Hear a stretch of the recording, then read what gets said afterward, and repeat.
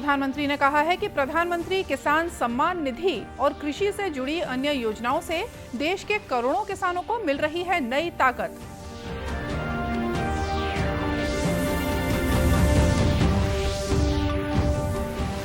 खैरागढ़ विधानसभा उपचुनाव के लिए प्रचार प्रसार थम गया। 12 अप्रैल को होगा मतदान।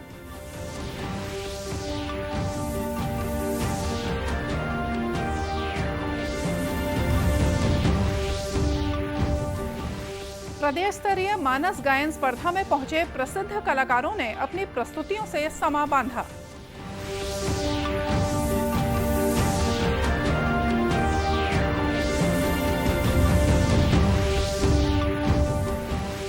और रामनवमी का पर्व आज देश भर में श्रद्धा और उल्लास के साथ मनाया जा रहा है। नवमी पर ज्योत जवारे का धूमधाम से हो रहा है विसर्जन।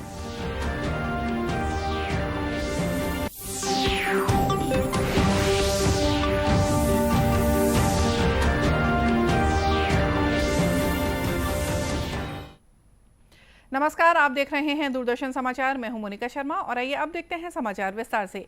प्रधानमंत्री नरेंद्र मोदी ने कहा है कि प्रधानमंत्री किसान सम्मान निधि और कृषि से जुड़ी अन्य योजनाओं से देश के करोड़ों किसानों को नई ताकत मिल रही है।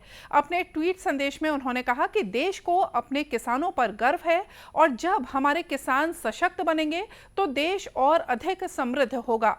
प्रधानमंत्री किसान योजना के तहत किसानों के पात्र परिवार को हर वर्ष 6,000 रुपए का वित्तीय लाभ प्रदान किया जाता है। 2-2 हजार रुपए की 3 किश्तों में ये राशि अंतरित की जाती है। लाभार्थियों के बैंक खातों में ये राशि सीधे भेजी जाती है। अब तक 11 करोड़ 3 लाख से ज्यादा किसानों के परिवारों को 1,82,000 करोड़ रुपए से ज्यादा की राशि अंतरित की जा चुकी है। 1 करोड़ 73 लाख से ज्यादा किसानों ने राष्ट्रीय कृषि बाजार ई नाम पर अपना पंजीकरण कराया है। राष्ट्रीय कृषि बाजार एक अखिल भारतीय इलेक्ट्रॉनिक व्यापार पोर्टल है जिसमें वर्तमान कृषि उत्पाद बाजार समिति मंडियों के नेटवर्क को जोड़कर एक एकीकृत राष्ट्रीय बाजार बनाया गया है। राजनांदगांव जिले के खैरागढ़ विधानसभा उपचुनाव के लिए आज शाम 5 बजे से राजनीतिक दलों का प्रचार प्रसार थम गया। प्रशासन ने शांतिपूर्ण मतदान संपन्न कराने की तैयारियां पूरी कर ली हैं। खैरागढ़ में 291 मतदान केंद्र बनाए गए हैं। इनमें माओवाद प्रभावित 53 अति संवेदनशील और 11 संवेदनशील मतदान केंद्र हैं। जिला जनसंपर्क अधिकारी उषा किरण ने मीडिया से बातचीत में बताया कि 12 अप्रैल को होने वाले मतदान में कुल 2,11,516 मतदाता अपने मताधिकार का उपयोग करेंगे। 2,11,516 है, जिसमें पुरुष मतदाता 1,06,266 तथा महिला मतदाता 1,05,250 है। इनमें 80 वर्ष से अधिक 1,612 तथा नए मतदाता 3,752 हैं। वहीं दिव्यांग मतदाता 1,011 तथा 89 सर्विस वोटर शामिल हैं। उपचुनाव को देखते हुए पुलिस प्रशासन ने सुरक्षा के पुख्ता इंतजाम किए हैं। जिला पुलिस बल के साथ केंद्रीय सुरक्षा बलों की भी ड्यूटी लगाई गई है। इस दौरान कल जवानों ने नगर में फ्लैग मार्च किया। खैरागढ़ उपचुनाव के लिए 12 अप्रैल को मतदान होगा, वहीं मतों की गिनती 16 अप्रैल को की जाएगी। जांजगीर चांपा की धार्मिक नगरी शिवरी नारायण में प्रदेश स्तरीय मानस गायन स्पर्धा के दूसरे दिन प्रदेश और देश के प्रसिद्ध कलाकारों द्वारा अपनी प्रस्तुतियां दी गईं। दूसरे दिन पार्श्व गायिका अनुराधा पौडवाल ने अपने गायन से दर्शकों को बांधे रखा। वहीं नृत्य कलाकारों ने अपनी प्रस्तुतियों से लोगों का मन मोह लिया।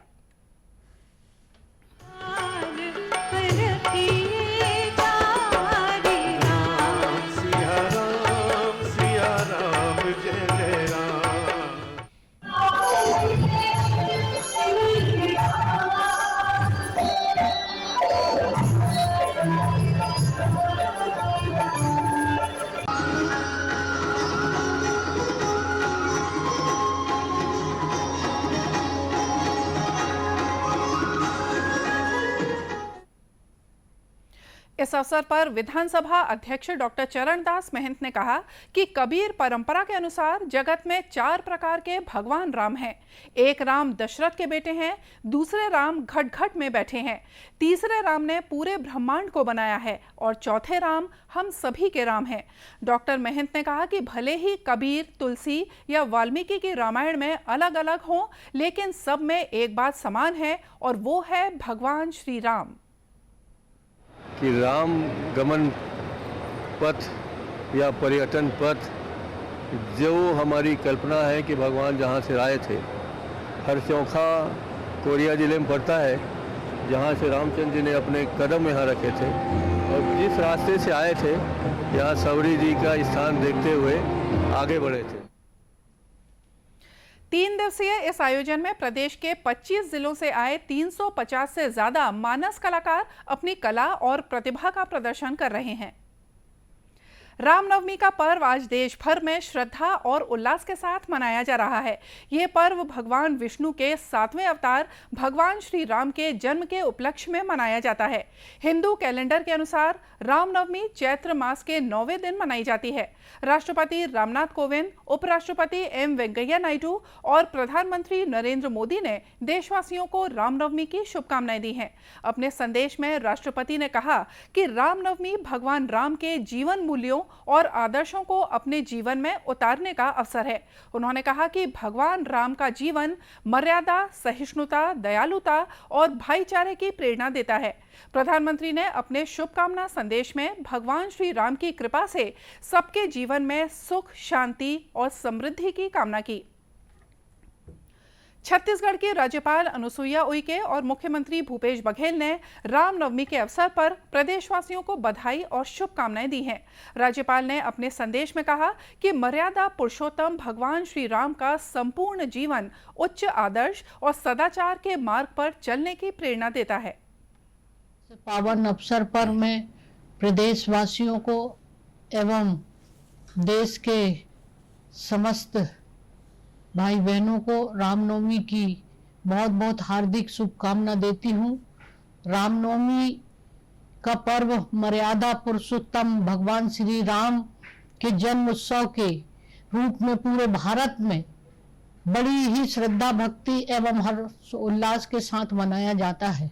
यह बड़े गर्व की बात है कि प्रभु श्री राम के वनवास काल का अधिकतर समय हमारे छत्तीसगढ़ में व्यतीत हुआ।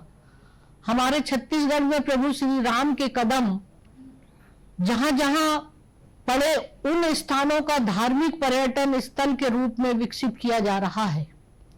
इसके लिए मैं समस्त छत्तीसगढ़ वासियों को बहुत बहुत बधाई एवं शुभकामना देती हूं।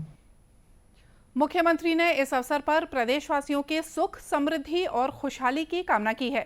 उन्होंने कहा कि छत्तीसगढ़ में भगवान श्री राम के चरण जिन जिन स्थानों पर पड़े, उनके वैभवशाली और धार्मिक महत्व से जल्द ही देश दुनिया परिचित हो सकेगी। वहीं प्रदेश में नवरात्र पर्व भी श्रद्धा और उल्लास के साथ मनाया जा रहा है। आज नवमी है। इस अवसर पर मंदिरों में विविध कार्यक्रम आयोजित किए जा रहे हैं। दुर्ग जिले के वैशाली नगर स्थित कालीबाड़ी मंदिर में भी आज देवी की महाआरती और पूजन का कार्यक्रम आयोजित किया गया, जहां श्रद्धालु बड़ी संख्या में पहुंचकर महाआरती में सम्मिलित हुए। वहीं मंदिर में कन्या पूजन का भी विशेष आयोजन हुआ, जहां कुंवारी कन्याओं के पूजन के बाद उन्हें भोजन कराया गया। भिलाई के राजेश्वरी मंदिर के पुजारी आचार्य देवदत्त शास्त्री ने नवमी के महत्व पर प्रकाश डालते हुए कहा कि कन्या भोज का आज के दिन विशेष महत्व है। महत्व है, इसमें 9 कलाएं होती हैं भगवती की, जिसमें कन्याओं को भोजन अन्न ग्रहण कराते हैं, कन्याओं को पूजन करते हैं और ज्योत विसर्जन होता है और राम जी का जन्म होता है, इसलिए इसका बहुत बड़ा महत्व है। नवमी पर प्रदेश के विभिन्न जिलों में 9 दिनों से प्रज्वलित ज्योति ज्वारे का विसर्जन भी किया गया। राजधानी रायपुर के टिकरापारा इलाके में बाजे गाजे के साथ बड़ी धूमधाम से ज्वारे विसर्जन की शोभा यात्रा निकाली गई।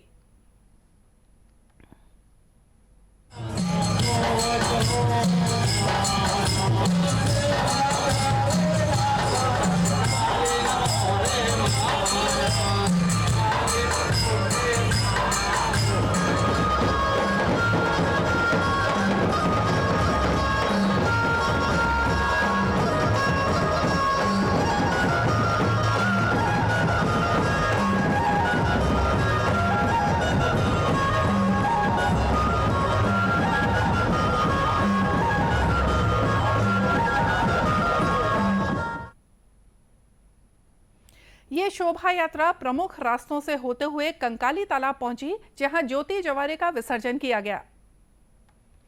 डीडी फ्री डिश की लगातार बढ़ रही लोकप्रियता पर देश के जाने माने लोगों ने खुशी जाहिर की है। द क्यू के सीओओ कृष्णा मेनन ने डीडी न्यूज से डीडी फ्री डिश के संबंध में बातचीत की।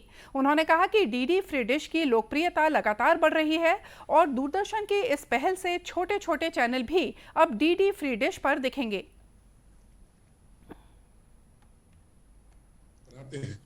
वो कंटेंट हम उन लोगों तक पहुंचा सकते हैं जो लोग एक्चुअली यो कंटेंट बना के खुद अपने आप को उसका मतलब डिस्प्ले देख सकते हैं। और हम चाहते हैं कि हमारे जो कंटेंट है जो बहुत ही डिफरेंशिएटेड है वो घर घर तक पहुंचे, और डीडी फ्री डिश ऐसा प्लेटफॉर्म है जो हमको वो मौका देता है कि हम वहां तक पहुंच पाए।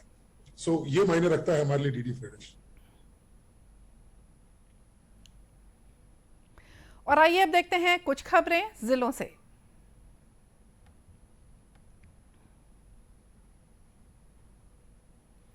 रायपुर जिला शिक्षा कार्यालय की टीम ने जिले में विभिन्न स्कूलों का निरीक्षण किया। इस दौरान दल ने बच्चों द्वारा स्कूलों में उपयोग किए जाने वाले गणवेश, पुस्तक, कॉपी की खरीदी के संबंध में जानकारी ली। इसके साथ ही शिक्षा के अधिकार अधिनियम 2009 के अनुसार पढ़ने वाले बच्चे भौतिक रूप से शाला में उपस्थित हो रहे हैं या नहीं, इसका भी सत्यापन किया गया। इसके अलावा स्कूल द्वारा निर्धारित शुल्क फीस नियामक समिति द्वारा अनुमोदित है या नहीं, इसका भी अवलोकन किया गया। ईस्टर संडे से पहले पवित्र सप्ताह की शुरुआत के अवसर पर आज पाम संडे मनाया जा रहा है। आज सुबह लगभग सभी गिरजाघरों में पादरियों ने पाम संडे की प्रार्थनाएं कराईं। कोविड-19 नियमों का पालन करते हुए श्रद्धालु सड़कों पर पाम की ताजी पत्तियां हाथ में लिए हुए नजर आए। कई गिरजाघरों ने श्रद्धालुओं के लिए प्रार्थना का ऑनलाइन वेबकास्ट भी किया। स्वास्थ्य विभाग की भांति ही आयुष विभाग की संस्थाओं की गुणवत्ता बढ़ाने के लिए छत्तीसगढ़ राज्य ने देश में सबसे पहले आयुष कायाकल्प योजना को प्रारंभ किया। आयुष संचालक के निर्देश पर state health resource centre Raipur द्वारा कवर्धा में जिले के सभी चिकित्सकों और आयुर्वेद फार्मासिस्टों को इस योजना का प्रशिक्षण दिया गया।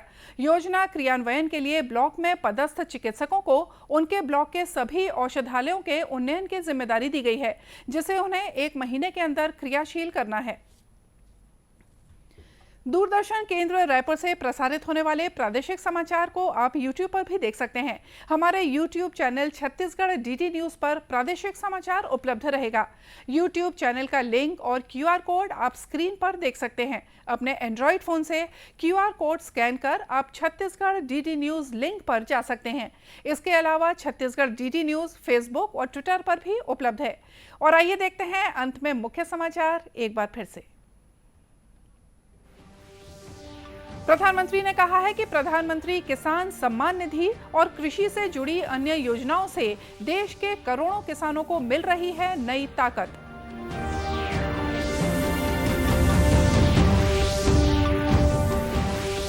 खैरागढ़ विधानसभा उपचुनाव के लिए आज शाम 5 बजे प्रचार प्रसार थम गया। 12 अप्रैल को होगा मतदान।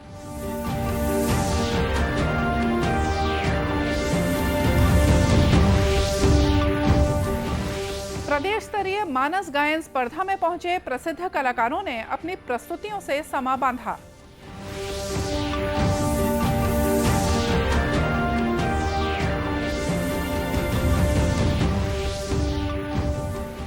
और रामनवमी का पर्व आज देश भर में श्रद्धा और उल्लास के साथ मनाया जा रहा है।